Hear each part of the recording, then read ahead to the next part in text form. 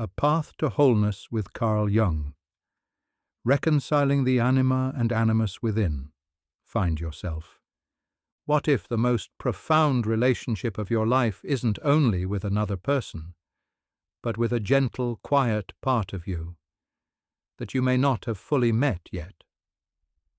Imagine, just for a moment, that within you lives a hidden aspect of your personality, an inner opposite, holding the key to wholeness, creativity, and deep fulfillment.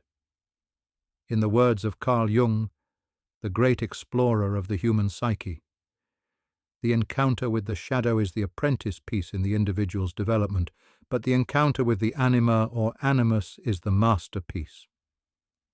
And as you settle in, you can simply let these ideas drift through the mind like soft clouds. I'm your guide for this reading, and together we continue a calm journey through Jung's workman and his symbols, exploring one of his most transformative insights, how reconciling with your inner opposite can open a pathway toward your authentic self. In our previous exploration, we ventured into the shadow, those rejected aspects we often hide from awareness. Tonight, we go deeper, beyond the personal unconscious, toward what Jung called the archetype of life itself. By the end of our time together, you'll understand how integrating your inner opposite can create a profound psychological transformation. Why mandalas may appear spontaneously at moments of breakthrough. And most importantly, you'll gather practical, gentle insights to support your own journey toward wholeness. If you'd like, you can let your breath slow, and we can begin. Jung's concept of anima and animus. Individuation begins with a startling recognition. Within every man dwells a feminine soul, and within every woman a masculine spirit. Jung discovered this universal pattern through decades of clinical work, dream analysis, and his own profound inner journey. In Man and His Symbols, Jung calls this feminine aspect in men the anima, and for women the masculine counterpart is the animus. These aren't simply stereotypes or cultural stories, they are primordial patterns that reach beyond the personal psyche, rooted in what Jung called the collective unconscious, a vast reservoir of shared human experience that quietly unites us all. What makes this discovery so revolutionary is that these inner figures behave like autonomous, living aspects of the psyche, quietly influencing our choices, our feelings, and our relationships, whether we notice them or not. For men, the anima represents what Jung called eros, the principle of relationship, emotional connection, and the felt sense of life itself. For women, the animus embodies logos, the principle of reason, meaning, and clear judgment. And here's where it becomes especially fascinating. Jung observed that these inner opposites can act as bridges between our conscious personality and the deeper layers of the collective unconscious, messengers between worlds, bringing energy and wisdom up from the depths. Yet when we remain unconscious of them, they don't disappear. Instead, they often show up through projection. We see them embodied in others, especially those we fall in love with, or those who stir strong irritation. Think gently for a moment. Have you ever been drawn to someone who seems to carry qualities you long for, or unsettled by traits in others that may mirror something you haven't fully acknowledged in yourself? In Man and His Symbols, Jung explains how the anima often appears in men's dreams as a single woman, while the animus may appear in women's dreams as a group of men or as one authoritative male figure. You can simply notice. Have figures of the opposite gender appeared in your dreams? What form did they take? What qualities did they embody? When we don't experience these inner figures directly, we may project them outward. And as Jung writes, The effect of projection is to isolate the individual from the environment, because instead of a real relation to it, there is now only an illusory one. This is one reason relationships can feel magical at first, and then later feel disappointing. At first, we believe we're meeting the perfect other, yet part of the intensity is the psyche reaching for its own unrecognized wholeness. Over time, reality breaks through, projections fade, and disillusionment can follow.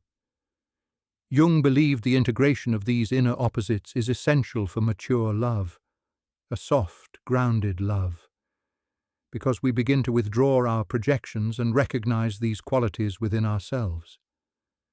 So, in a quiet way, you might ask, what quality of the opposite gender do you most admire?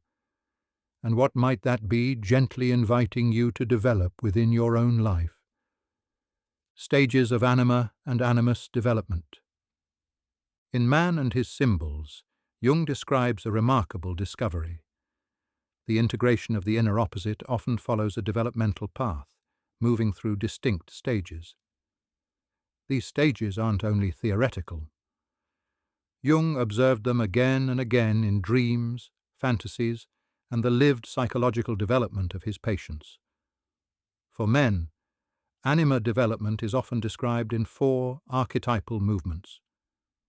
First, there is Eve, the purely biological feminine, representing instinct, nature, and the mother archetype. At this stage, a man's relationship with women can be strongly shaped by a mother complex.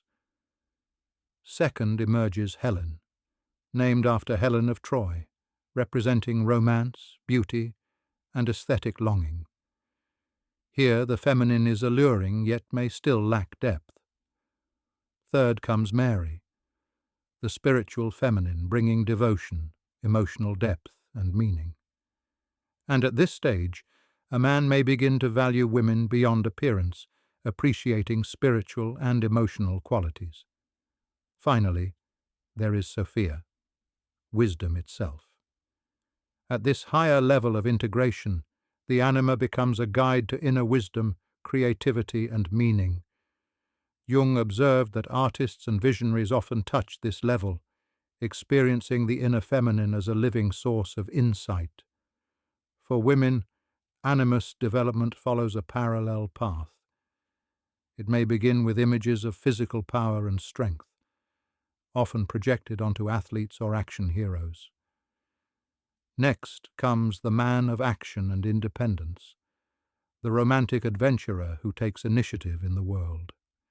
The third stage may appear as the bearer of the word, professors, clergy, or intellectual figures who articulate values and meaning. And in its highest development, the animus becomes a mediator of spiritual purpose, supporting clear, grounded action that serves the deeper self. Now, very gently, you might consider which stage resonates most with your current experience. Are you mostly encountering your inner opposite through projection onto others? Or have you begun the quieter process of recognition and integration? There's no judgment here, only awareness, because awareness is often the first soft step toward transformation. The dangers of possession. Jung also offers a gentle warning in Man and His Symbols about what can happen when we don't integrate these inner opposites. He called it possession, a state where the unrecognized anima or animus can quietly take the wheel in unhelpful ways. A man possessed by a negative anima may become moody, irrational, or emotionally reactive, perhaps sentimental and dependent, or at other times rebellious, tyrannical, and hypersensitive. You may have seen this in yourself or in someone you know, emotional storms that arrive quickly, jealousy that feels out of proportion, or an inability to meet emotion with steady maturity. For women, animus possession may look different. It can show up as rigid opinions, argumentative certainty, or cold judgment, an absolute knowing without real understanding or warmth. Jung observed that the animus can collect half-truths and prejudices from the conscious mind and then take possession of the throne of judgment. This isn't rare. It's a common human experience when powerful archetypes remain unconscious. And yet, Jung discovered something hopeful and quietly empowering. The more conscious we become of these inner figures, the less power they have to possess us.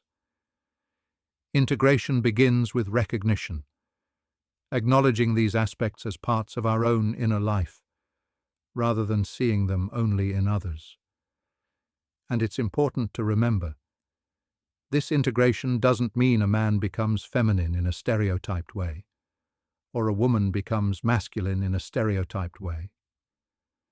Instead, a man can develop a fuller capacity for relationship, emotional depth, and intuitive wisdom while remaining fully himself. And a woman can cultivate clearer thinking, decisive action, and principled judgment while remaining fully herself. The goal isn't to become someone else. It's to become more fully human, to reclaim the wholeness that cultural conditioning can sometimes cut away from awareness. Jung shares a powerful example from his clinical work, a highly intellectual professor who prided himself on rational thinking. Over time, he began experiencing disturbing emotional outbursts and dreams of a mysterious woman who both attracted and frightened him. In analysis, Jung helped him see this figure as his own neglected inner feminine, the emotional and intuitive nature he had pushed down for decades beneath a strict rational persona. And as the professor began, slowly, patiently, to acknowledge and relate to this inner aspect, his dreams shifted. The woman became less threatening, more guiding. His emotional life steadied. His creativity began to flow again. And quite naturally, his relationships with actual women improved as well. This kind of transformation didn't happen through intellect alone. It required a gentle, honest change in how he related to his own depths. And that brings us to the question, how do we begin this masterpiece of psychological development in our own lives? Pathways to integration. Jung offers several pathways described in Man and His Symbols, each pointing toward the same gentle purpose, bringing the unconscious into a living relationship with consciousness. You don't have to force anything. You simply learn to listen and to meet what arises with steadiness and respect. Let's explore these methods, slowly and with care. First, active imagination, perhaps one of Jung's most revolutionary contributions to depth psychology. This method emerged from Jung's own inner work during a profound psychological crisis after his break with Freud. In Man and His Symbols, Jung describes allowing the conscious mind to engage directly with the figures and images rising from the unconscious, not as passive fantasy or drifting daydreams, but as a structured, respectful dialogue between the ego and autonomous inner figures, including the anima or animus. The process begins in a quiet, meditative state. You focus inward and allow an image, often from a dream, to appear in the mind's eye. And instead of only observing, you gently engage. You ask a question, and you listen for what responds, not as forced thinking, but as if the figure itself is answering. This can happen in inner conversation, in journaling where you write both your questions and the figure's replies, or in creative expression where you allow the image to guide the movement of your hand. Jung found that when approached with sincerity and respect, these inner figures often respond with surprising autonomy and wisdom, offering connections the conscious mind could not reach alone. As one patient said, "It was as if I was speaking with another person inside myself, one who knew things I didn't know and saw connections I couldn't see. And in this way, A bridge forms, gradually integrating what was split off or projected. Second, dream work. Freud called dreams the royal road to the unconscious, and Jung agreed while bringing his own symbolic approach. In Man and His Symbols, Jung reminds us that dreams aren't merely disguised wishes. They are natural communications from the unconscious, speaking in symbols. When exploring the anima or animus, Jung suggests paying special attention to figures of the opposite gender in dreams, not as literal representations of actual people, but as living symbols of your own inner opposite. The key is curiosity, a soft, open curiosity. Instead of rushing to interpret, you can relate, asking, how do I feel about this dream figure? What qualities does it embody? What might it be trying to communicate to me? Jung observed that as integration deepens, these figures often transform. What once seemed threatening or seductive may become more individuated, more supportive, more guiding. And sometimes the psyche offers images of inner union, wedding imagery, symbolizing an inner marriage between conscious and unconscious, between the masculine and feminine aspects within. Third, the challenging work of withdrawing projections, often the most difficult and also the most freeing. Jung observed that unconscious aspects of ourselves do not simply stay hidden. They tend to be projected outward onto people and situations. And this is especially true of the anima and animus. Men may project unrecognized anima qualities onto women. Women may project unrecognized animus qualities onto men. And these projections can create both intense attraction and intense irritation. The qualities you admire most in someone may point to positive potentials within you that are ready to be claimed, and the qualities that unsettle you may point to wounds, fears, or rejected traits asking for awareness. Withdrawing projections isn't only intellectual, it's emotional recognition, the honest, tender acknowledgement. What I see in you is also in me. Jung described this as liberating, and sometimes disorienting, because it changes the old sense of identity. Yet as projections are withdrawn, relationships soften and clarify. We no longer burden others with carrying parts of our psyche. We begin to see people as they truly are, and we feel a quiet freedom, both for ourselves and for those we love. Fourth, creative expression. Using art, writing, music, movement, or any gentle creative practice to give form to the inner energies of the anima or animus. Jung himself created hundreds of paintings and drawings as part of his own individuation process, and his Red Book contains vivid expressions of that inner journey. In Man and His Symbols, Jung explains that creative expression provides a safe container for unconscious content, a bridge that allows psychic energy to move from unconscious to conscious in a structured, nourishing way. This isn't about making good art. It's about authentic expression, bypassing the censoring intellect, allowing the inner life to take a visible form. Jung noticed that many people experienced breakthroughs when they stopped trying to understand everything mentally, and instead allowed the psyche to speak through color, shape, rhythm, words, or movement. He describes, for example, a highly intellectual man who made little progress in therapy until Jung suggested painting.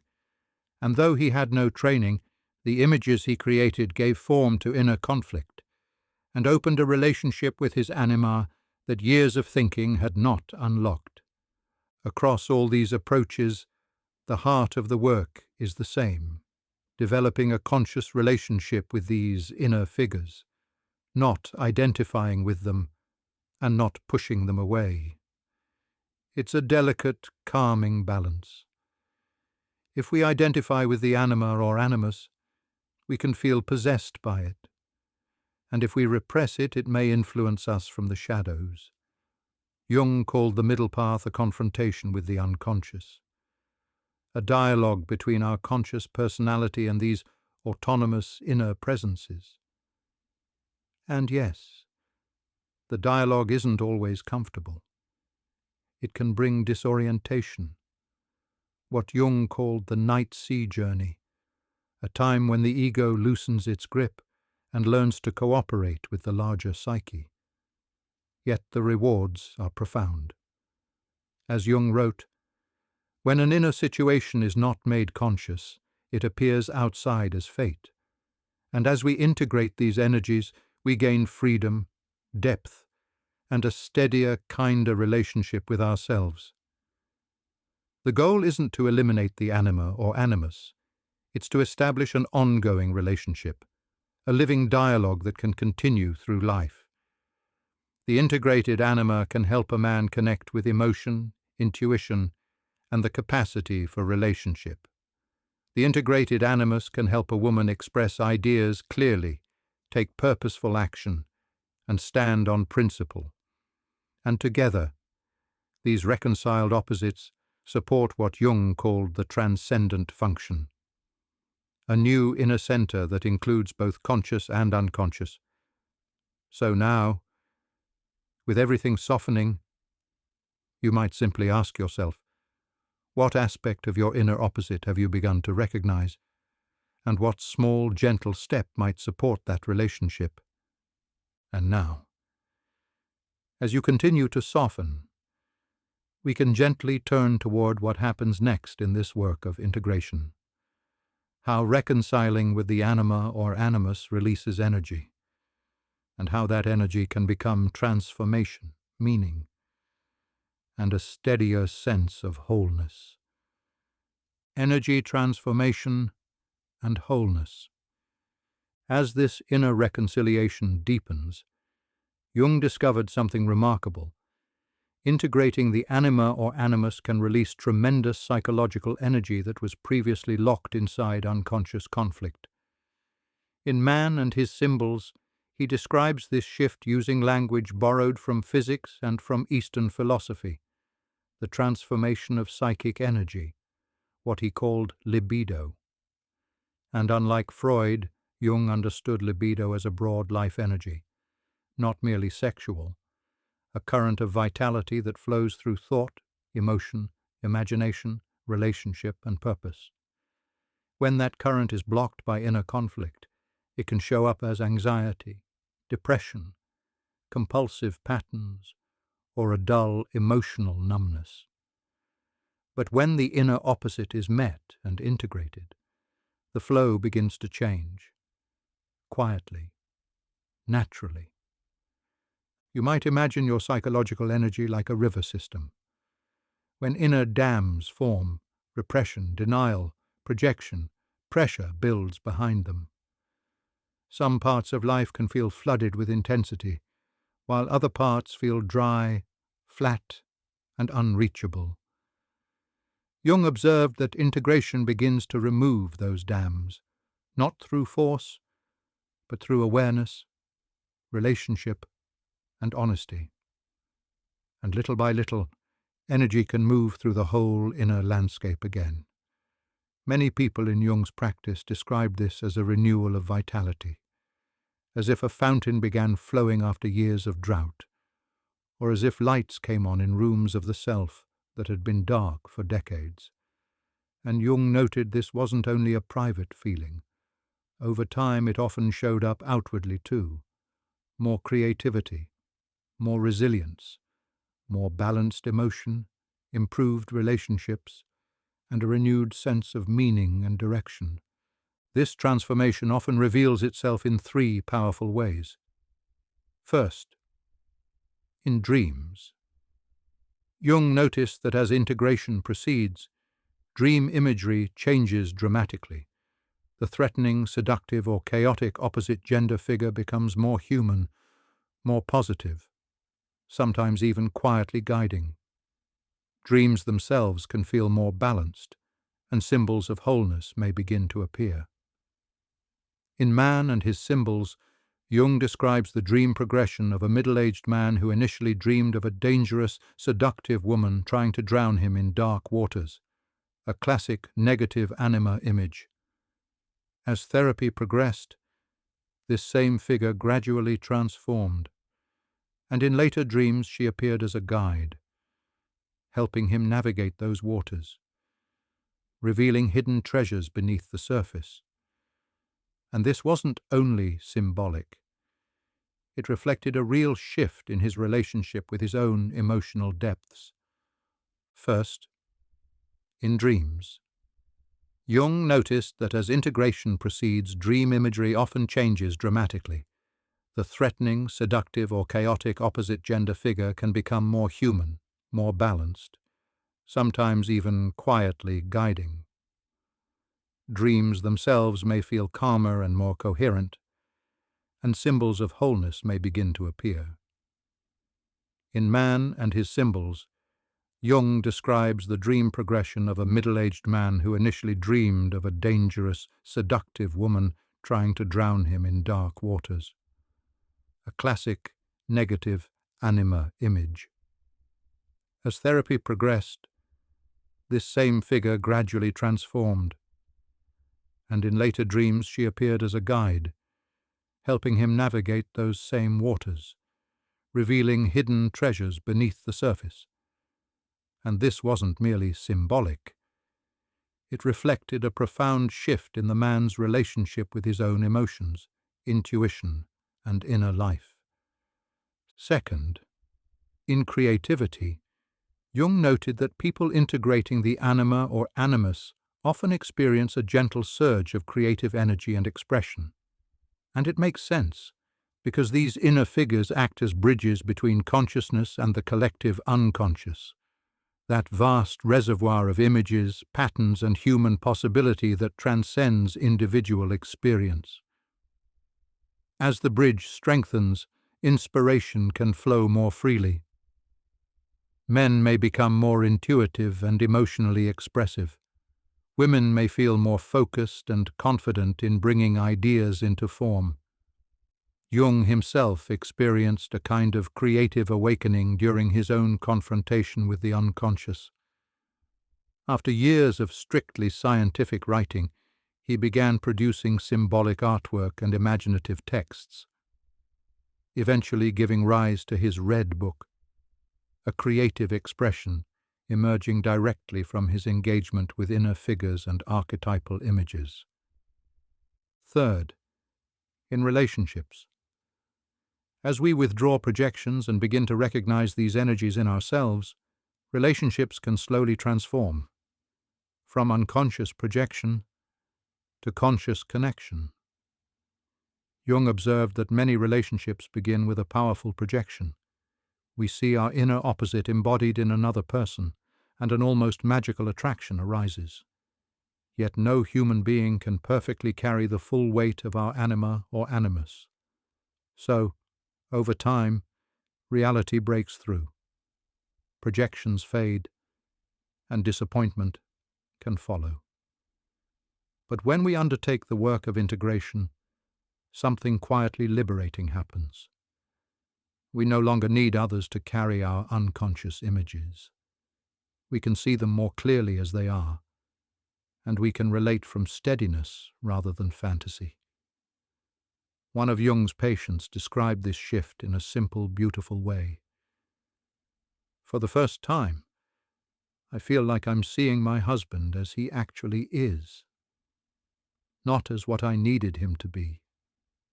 And surprisingly, I love the real person even more than the projection. And Jung noticed an intriguing paradox here. You might assume that withdrawing energy from projections would leave you depleted, as if life becomes less vivid once fantasy fades. But Jung often observed the opposite. As projections are withdrawn and energy is redirected inward toward integration, many people report feeling more alive, more present, more engaged with life. It's as if energy that was being drained into unconscious conflict becomes available for conscious living, not a diminishment, but an enlargement, a more vivid, grounded aliveness. What fascinated Jung even more was that this renewed flow of energy often coincided with the spontaneous appearance of certain symbols, especially the mandala, a circle with a center, representing wholeness. Jung noticed that patients, without any prior knowledge of these ancient images, would dream of mandalas or begin drawing circular patterns, right at the moments when inner integration was taking place. In Man and His Symbols, he describes a remarkable case of a woman with no artistic training who began spontaneously drawing circular forms during a critical phase of therapy. And these images appeared precisely as her dreams showed a new relationship forming between her conscious personality and her previously projected animus. Jung was deeply moved by this correspondence. It suggested that the integration of opposites follows universal patterns across cultures and across time. The mandala, then, is not merely a cultural decoration, but an archetypal expression of the psyche's movement toward order and wholeness. As Jung wrote, it can be a creative reordering of a chaotic psychological state, a quiet sign that a new inner center, the emerging self, is beginning to take shape. And this isn't only in the mind. Jung also observed a physical dimension to this transformation. As unconscious material is integrated, many people report changes in the body. Chronic tension patterns begin to release. Sleep deepens and becomes more restorative. Energy levels stabilize instead of swinging wildly, and some psychosomatic symptoms may soften or even disappear. This reflects Jung's holistic view of the psyche. Integration doesn't only shape thoughts and emotions. It can touch the whole being, mind, feeling, and body. One patient with long-standing digestive issues that had resisted years of treatment found the symptoms gradually resolving as she integrated previously rejected aspects of her animus. And she described it simply: "It was as if my body had been holding tensions my mind refused to acknowledge." Jung would say this is why true integration is not merely an intellectual insight, it is lived experience, and it's one reason this work can feel so deeply healing. And from here, we arrive at one of the most beautiful and mysterious dimensions of Jung's discovery, the mandala, as a symbol of wholeness, and as a quiet companion along the path. The symbolism of mandalas. As integration of the anima or animus progresses, Jung observed a remarkable phenomenon: the spontaneous appearance of circular images in dreams and in art. He called these images mandalas, adopting the Sanskrit word meaning magic circle. In Man and His Symbols, Jung explains that the mandala is an archetypal image whose occurrence is attested throughout the ages, and that it signifies the wholeness of the self. What makes this discovery so striking is that many of Jung's patients created these circular symbols without any knowledge of Eastern spiritual traditions, where mandalas had been used for centuries as tools of meditation and transformation. Jung first encountered mandalas in his own inner life. During a period of profound turmoil after his break with Freud, he began spontaneously drawing circular images each morning, and later wrote that his mandalas were cryptograms concerning the state of the self, presented anew each day. Creating them had a calming, centering effect during a time of psychological disorientation. At first he didn't fully understand what they meant, but when he later studied Eastern traditions and found similar symbols, he recognized their universal quality. And then, over decades of clinical practice, he watched the same pattern emerge again and again, circular symbols appearing in dreams or creative expression at critical moments in the integration process, without any suggestion from Jung himself. He documented numerous cases in Man and His Symbols, a middle-aged businessman with no artistic interests who began dreaming of circular patterns, a young woman who started drawing mandalas during recovery from a psychological crisis, and again, Jung noticed the timing. These images often appeared during periods of psychological reorientation, precisely when the psyche was reorganizing around a new center. Jung also noticed that mandalas tend to share certain elements, and you can let these details wash over you gently. The circle itself represents wholeness and completion, the totality of the psyche, including both conscious and unconscious.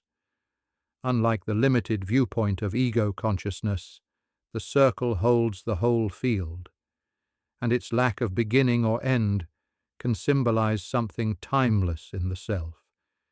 And within the circle, there is often a center, a point, a jewel, a star, a divine figure, a symbol of supreme value.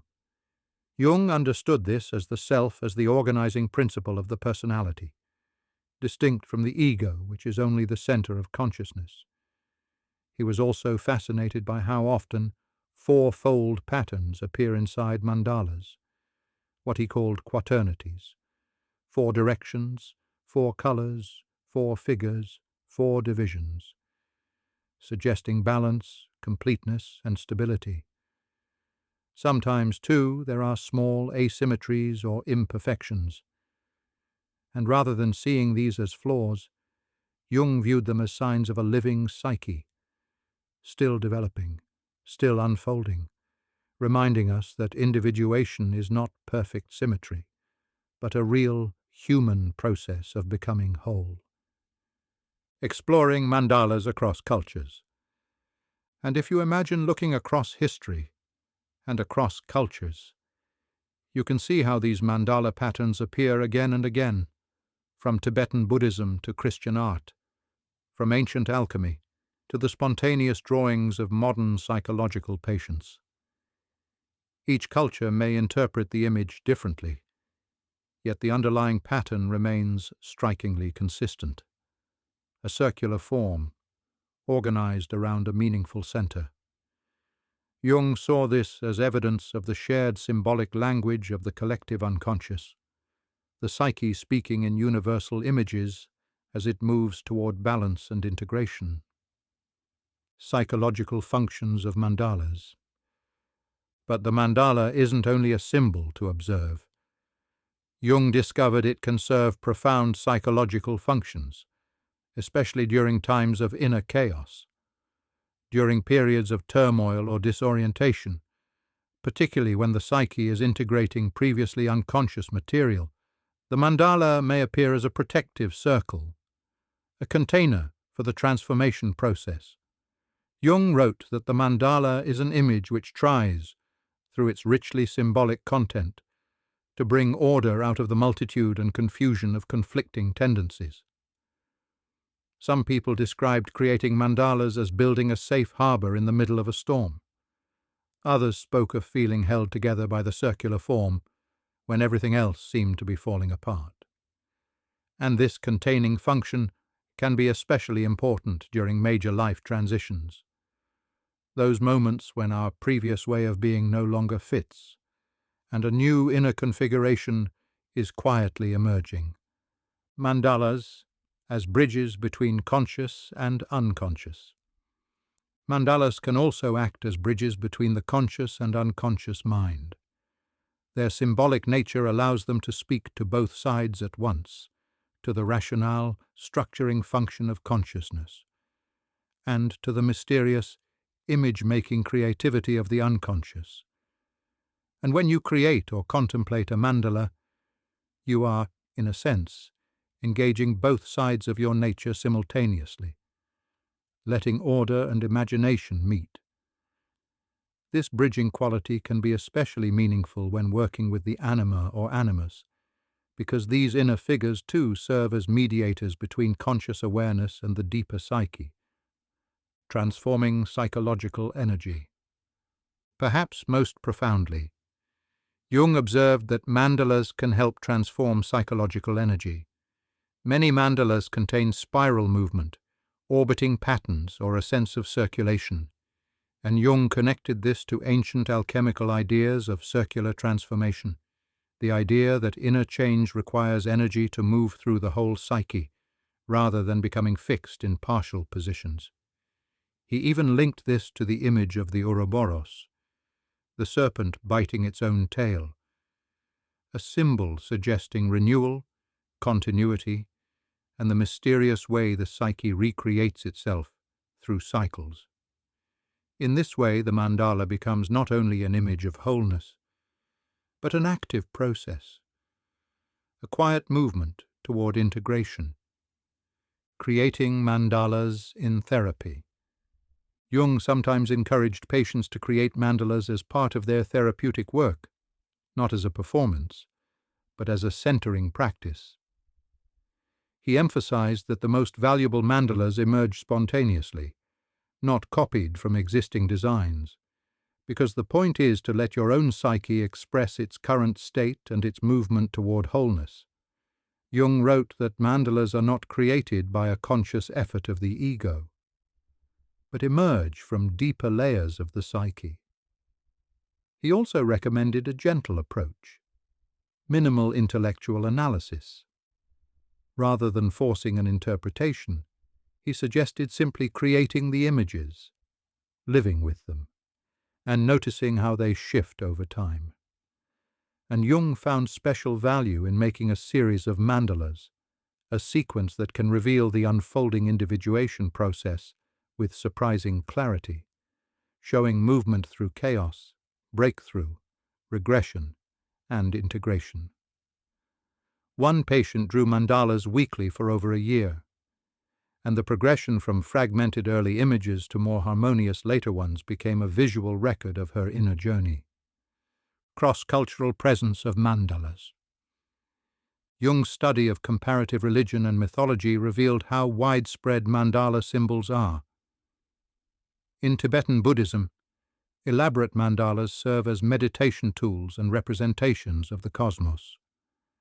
In Hindu traditions, yantras, geometric designs, function as focusing devices for spiritual practice. In Christianity, rose windows in Gothic cathedrals echo mandala principles, as do halos in sacred art, Native American medicine wheels, Celtic stone circles, and even the zodiac wheel express this same fundamental pattern, the circle organized around a significant center. Jung took these cross-cultural parallels as evidence that the mandala points to something fundamental in human psychological development, not merely a cultural invention, but an archetypal expression of the psyche's movement toward wholeness. And, as he wrote, the mandala symbol is not only a means of expression, it can work as an active factor in bringing about the transformation it expresses.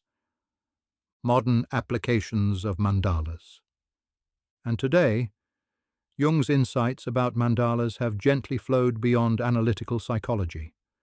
Art therapy often uses mandala creation as a centering practice for people experiencing anxiety, fragmentation, or major life transitions. Mindfulness practices sometimes incorporate mandala contemplation as a focusing technique that supports inner steadiness. And in education, mandala making can help students integrate learning across disciplines. This wide influence speaks to the deep, practical relevance of Jung's discovery. And if you ever chose to create a mandala representing your current inner state, you might simply wonder, what would be at its center? What colors might appear? What symbols might quietly rise? Approaching the self. In Jung's psychology, the integration of the anima or animus serves a greater purpose. It is a crucial step on the path toward what he called the self. In Man and His Symbols, Jung defines the self as not only the center, but also the whole circumference, embracing both conscious and unconscious. It is the center of this totality. Just as the ego, is the center of consciousness, and this distinction is profound. The ego is who you think you are. The I that plans, decides, and navigates daily life, while the self is the deeper organizing principle of the whole psyche, the larger pattern you are becoming. Jung sometimes called it the archetype of wholeness, because unlike other archetypes that represent specific aspects of experience, mother, hero, trickster, the self represents the totality and the psyche's natural movement toward integration. Jung also described the self as having both personal and transpersonal dimensions. On one level, it is your individual wholeness, your unique potential fully realized, and on another level, it connects to something beyond the individual, what different traditions have called the divine, the absolute, ultimate reality. This dual nature makes the self both the goal and the guiding force of individuation, what you are becoming, and what is quietly guiding your becoming. Jung wrote that the self is not only the goal of individuation, but also the agent that guides the process. And that paradox, being both destination and guide, distinguishes Jung's view from more linear models of personal development. It suggests that something within you already knows the direction of wholeness and will speak gently through symbols, dreams, meaningful feelings, and the quiet wisdom that arrives when you are still enough to listen. Manifestations of the self. Jung found that the self often manifests in dreams and visions through certain archetypal images, and these images appear with striking consistency across individuals and cultures. Sometimes the self appears as a divine or numinous figure, Christ, Buddha, a wise sage, a sacred king or queen, and often these figures transcend ordinary gender polarities, symbolizing the union of masculine and feminine principles. Jung saw this as a reflection of integration, the reconciliation of opposites within the psyche. He even describes, in Man and His Symbols, a patient's dream of an androgynous divine figure that appeared at a crucial moment, precisely as she was integrating aspects of her animus and moving toward greater wholeness. The self also appears through symbols of completeness, quaternities and mandalas, fourfold patterns and circles with a center, images that suggest the totality of the psyche organized around its true core. Jung was struck by how often these motifs appear across spiritual traditions. The Christian cross with its 4 arms, Buddhist mandalas with 4 gates, medicine wheels, cosmologies of 4 elements. And sometimes the self appears as animals that embody power, wisdom, or transformation. The lion, the elephant, the bear, the serpent, the owl, or mythical creatures that unite opposites, like the griffin or the winged serpent. Precious objects can also carry this meaning. Jewels, gold, indestructible substances. In alchemy, so influential to Jung, the philosopher's stone represents this same principle, a treasure that emerges from the integration of opposites. One patient dreamed of a diamond at the center of a mandala during a crucial phase of integration, and Jung saw it as a perfect symbol of the self, precious, enduring, and formed in a sense under pressure. The way wholeness is often formed through life itself, the psychological journey toward the self, and as you progress in integrating the anima or animus, your relationship with the self can begin to change. Jung observed phases in this development. At first, the self remains largely unconscious, and we live primarily from ego identity, with only occasional glimpses of something larger, through peak experiences, deep creative moments, sudden awe, or spontaneous religious feeling. In this early phase, self-qualities are often projected outward, onto religious figures, idealized leaders, or other carriers of unrealized potential.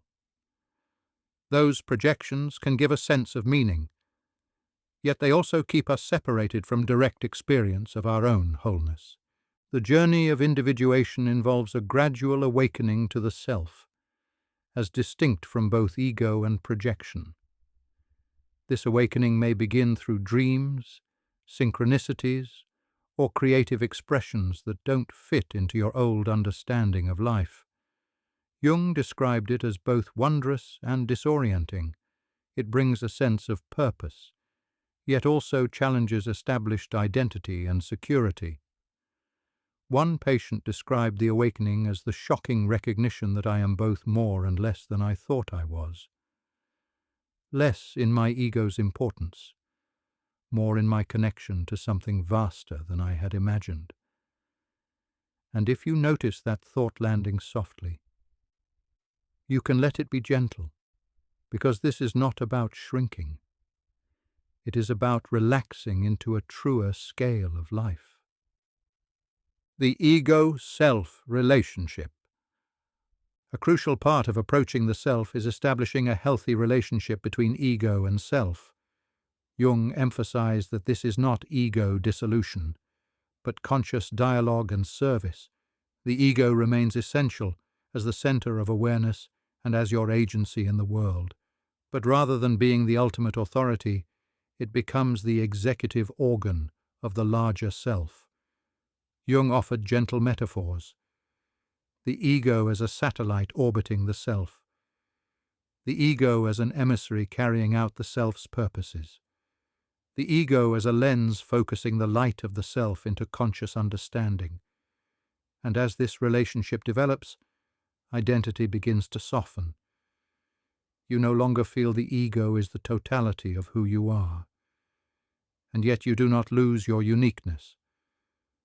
Instead, uniqueness becomes an expression of something larger than personal ambition, a life shaped by meaning as well as preference, living from the self.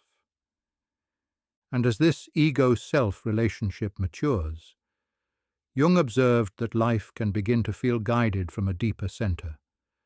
People may notice more moments of meaningful coincidence, synchronicities, where inner and outer reality seem to align in purposeful ways. Dreams can become more numinous, sometimes offering guidance that transcends conscious planning. A sense of purpose may emerge that feels both deeply personal and quietly connected to something larger.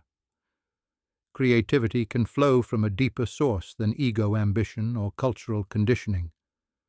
Relationships can become more authentic as projection fades and clarity increases. Even ethical awareness may shift, from rule-following to an organic sense of right action arising from wholeness. And a natural balance can begin to form between opposites, doing and being, independence and connection, rational analysis and intuitive knowing. It's not that life becomes perfect. It's that life becomes more integrated, more whole. Dangers along the path. And still, Jung was careful to name challenges that can arise on this path, not to frighten you, but to help you move with wisdom and balance. One challenge he called inflation, when the ego identifies with the self and slips into grandiosity, feeling godlike, special, above ordinary limits. Jung saw this as a confusion of centers, where powerful self-energy is mistaken for personal ego importance. His antidote was humility, what he sometimes called conscious suffering, the quiet willingness to remain human, to accept limitation, to stay grounded even while touching something vast. A second challenge is what we might call dissolution, when the ego becomes overwhelmed by unconscious content and loses steadiness. Jung emphasized that approaching the self requires a strong, flexible ego, strong enough not to be swept away, flexible enough not to become rigid, and this balance develops gradually through the individuation process. It's one reason gentle pacing matters, and why grounding in daily life, sleep, routine, simple responsibilities, supportive relationships, can be part of spiritual and psychological health. Jung also emphasized that individuation has an ethical dimension. It isn't only self-development.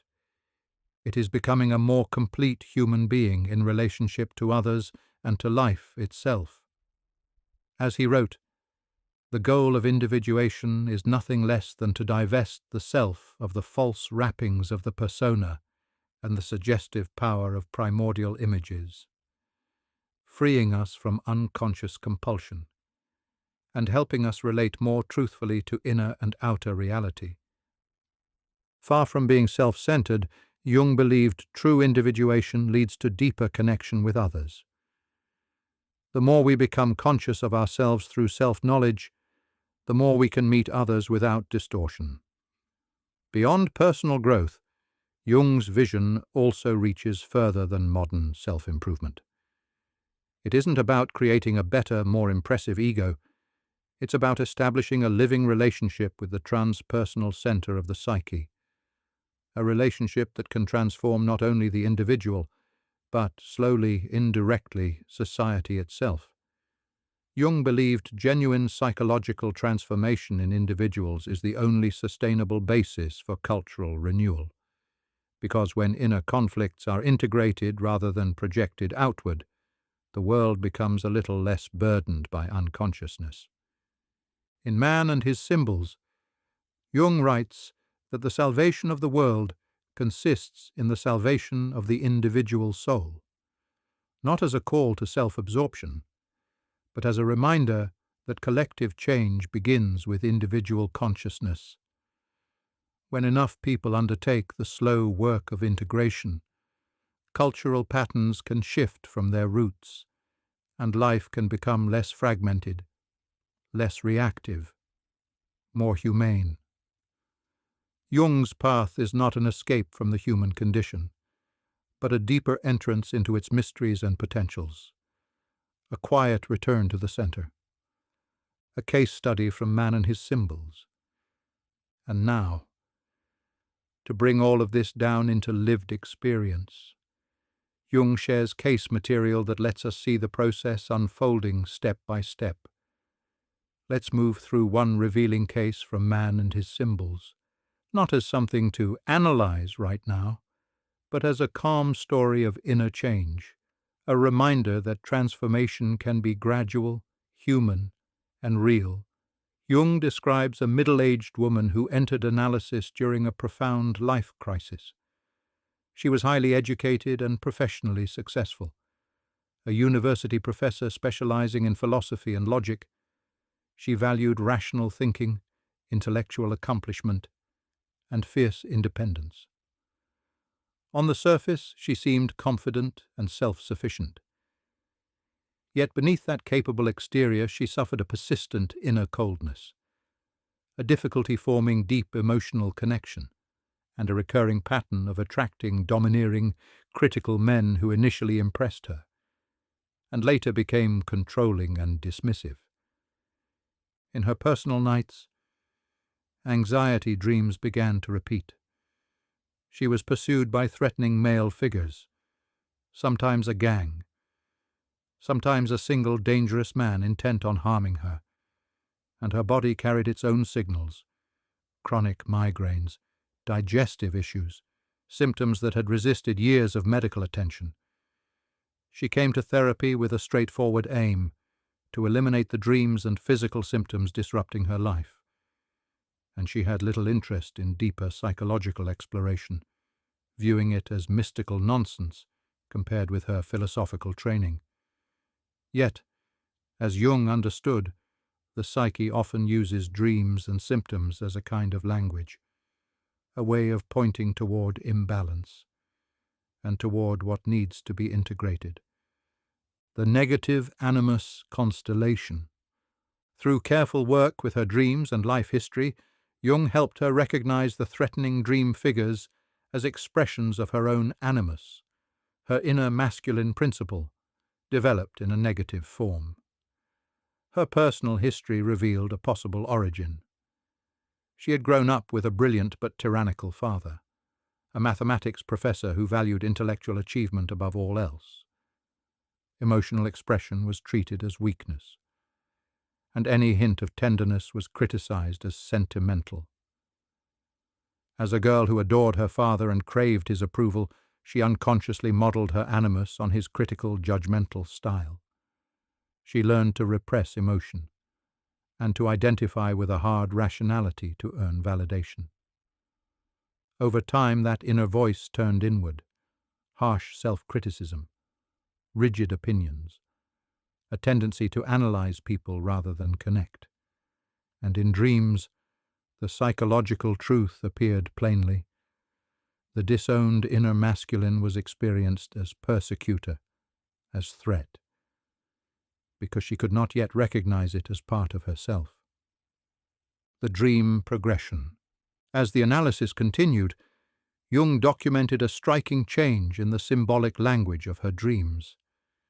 And through that dream language, we can trace the gradual integration of the animus and the quiet emergence of the self. In the early phase, her dreams were filled with persecution and threat.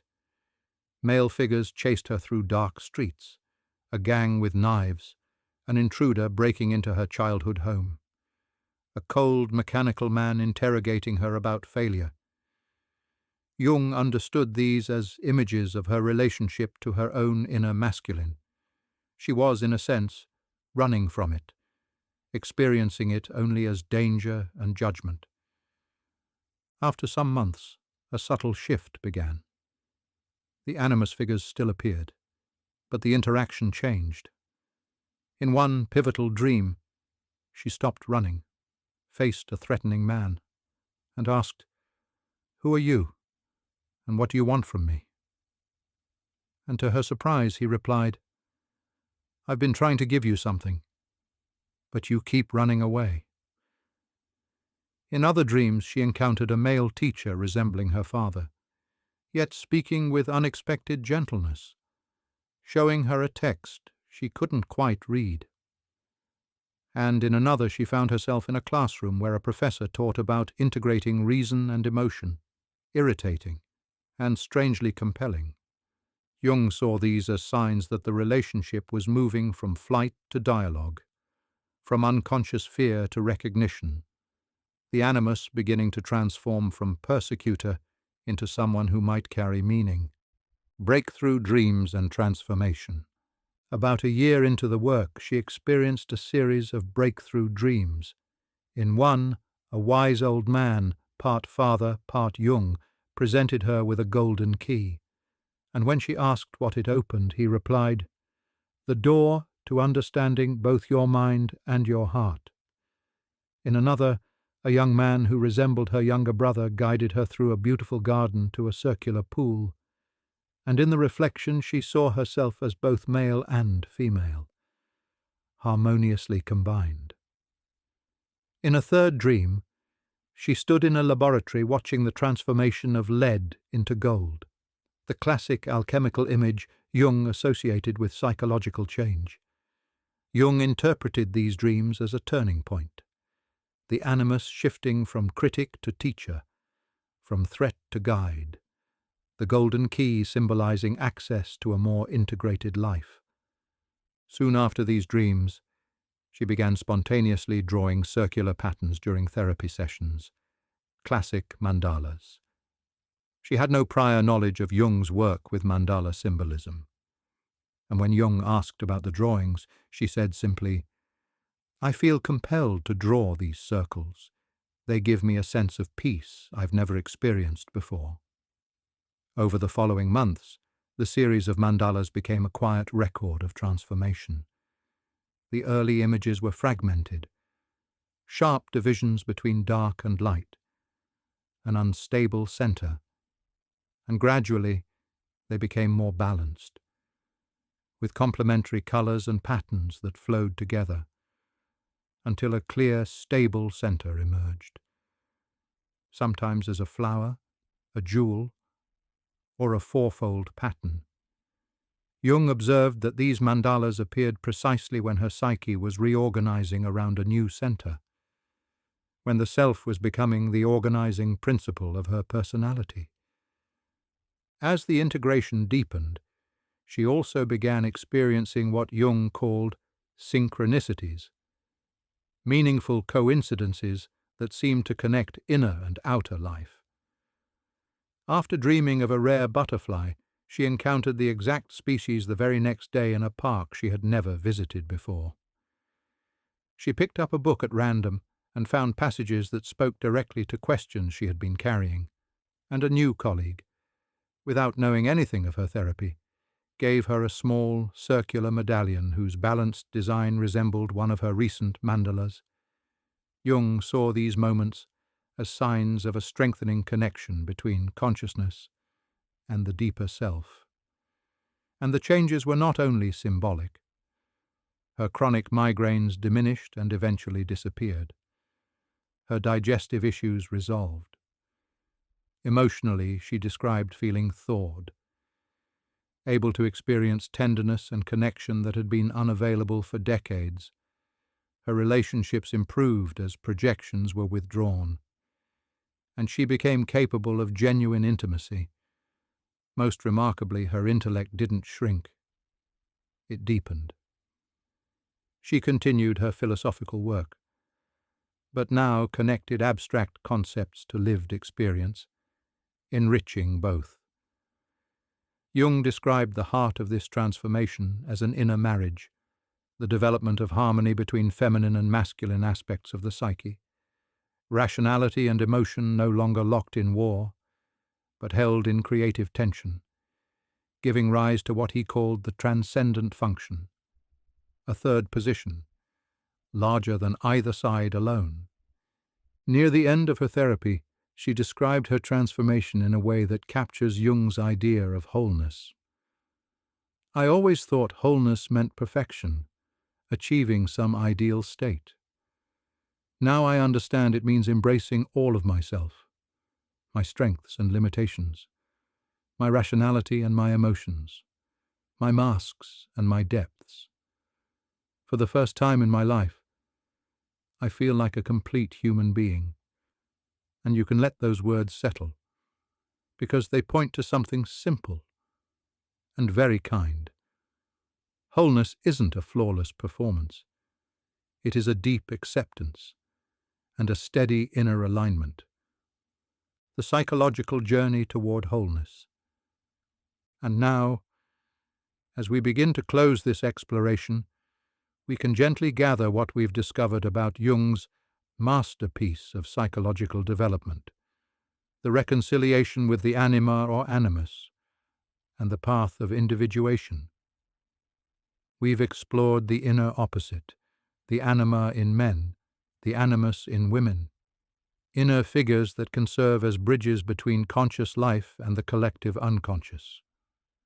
We've seen what happens when these figures remain unconscious, how they can appear through projection, shaping attractions and conflicts, and we traced the developmental arc Jung described from more instinctual forms toward more mature, guiding expressions. We explored practical methods of integration, active imagination, dream work, withdrawing projections, creative expression, each offering a different doorway into the same inner relationship. And we saw how integration can transform energy, releasing vitality previously locked in unconscious struggle, and how the mandala may arise as a symbol of the self, signaling reorganization around a new inner center.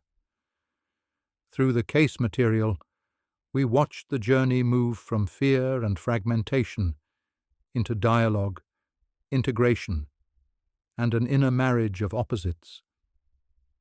From this whole journey, 3 essential insights emerge. First, wholeness requires the integration of opposites. Psychological growth is not only the polishing of what is already conscious, it is the embracing of what has been excluded. For men, that may mean welcoming anima qualities such as emotional sensitivity, relational depth, receptivity, and intuitive wisdom. For women, it may mean welcoming animus qualities, such as clarity of thought, principled action, discernment, and healthy autonomy.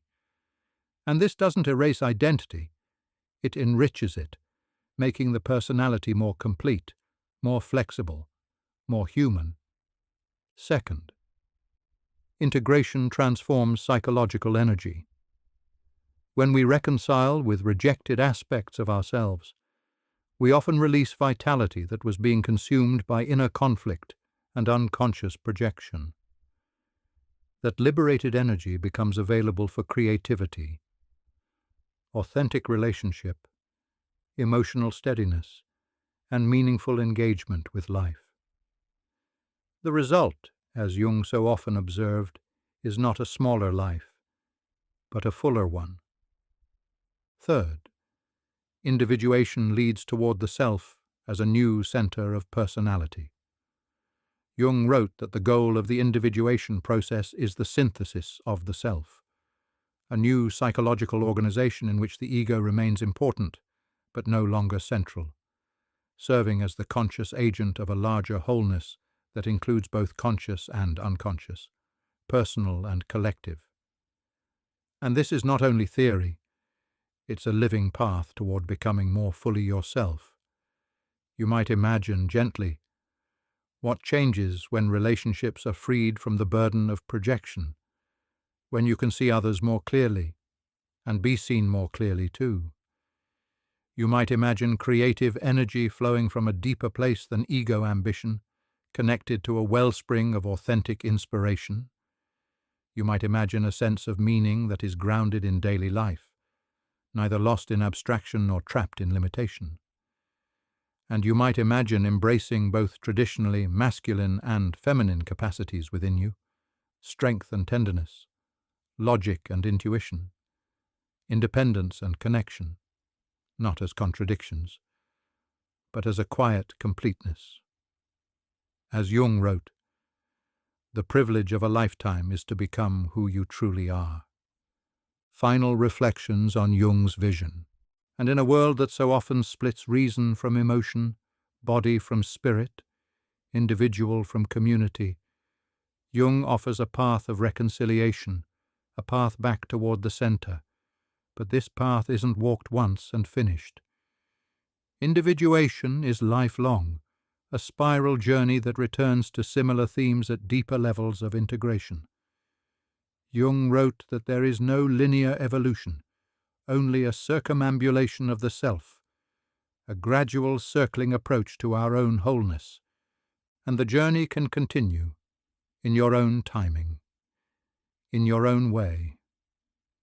Before we end, let's rest with a reflection Jung offered toward the end of his life, words that hold the essence of this inner path. The decisive question for man is he related to something infinite or not? That is the telling question of his life. Only if we know that the thing which truly matters is the infinite can we avoid fixing our interest upon futilities and upon all kinds of goals which are not of real importance. If we understand and feel that here in this life we already have a link with the infinite, desires and attitudes change. And perhaps very gently, you might ask yourself, what has been your most meaningful insight from today's journey? What part of Jung's vision resonates most deeply with your own life? There's nothing you need to solve right now. You can simply let the question rest and allow understanding to unfold, quietly, over time.